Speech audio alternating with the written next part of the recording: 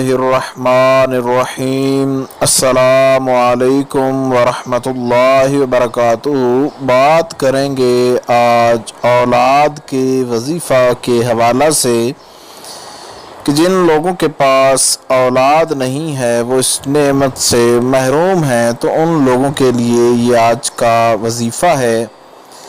ये इंतहाई लाजवाब, आसान तरीन और बाकमाल वजीफ़ा है। इंशाअल्लाह अज़ीज़ जब आप इस वजीफ़ा को करेंगे तो आपको अल्लाह रब्बुल जलाल ज़रूर औलाद नरीना से जो है वो सरफराज फरमाएगा।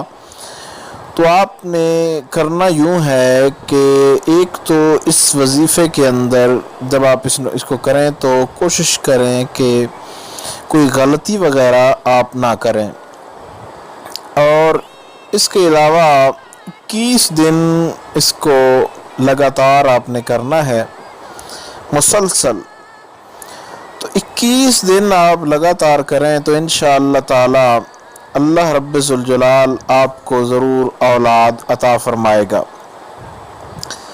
सूरह मुज़म्मिल शरीफ जो है उसको आपने नमाज मगरिब के बाद पढ़ना है, और उसको पढ़ने के बाद सूरह मुज़म्मिल शरीफ जब आप पढ़ लें, सूरह मुज़म्मिल शरीफ पढ़ने के बाद जो है पानी के ऊपर उसको दम करना है, और उसके बाद आपने उस पानी में से ख़ुद भी इस्तेमाल करना है और अपना जो खामद है उसको भी इस्तेमाल करवाना है।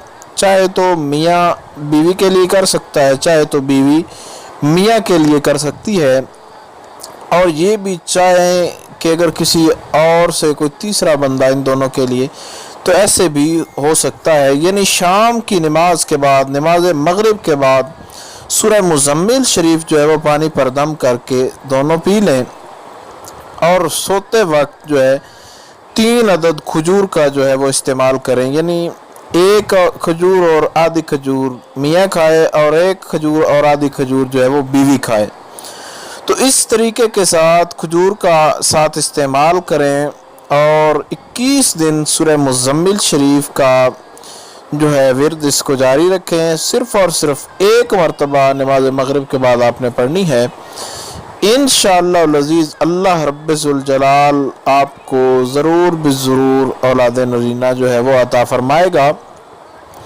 और दिन में चलते फिरते जो है आप या कादिर जो है वो पढ़ते रहिएगा।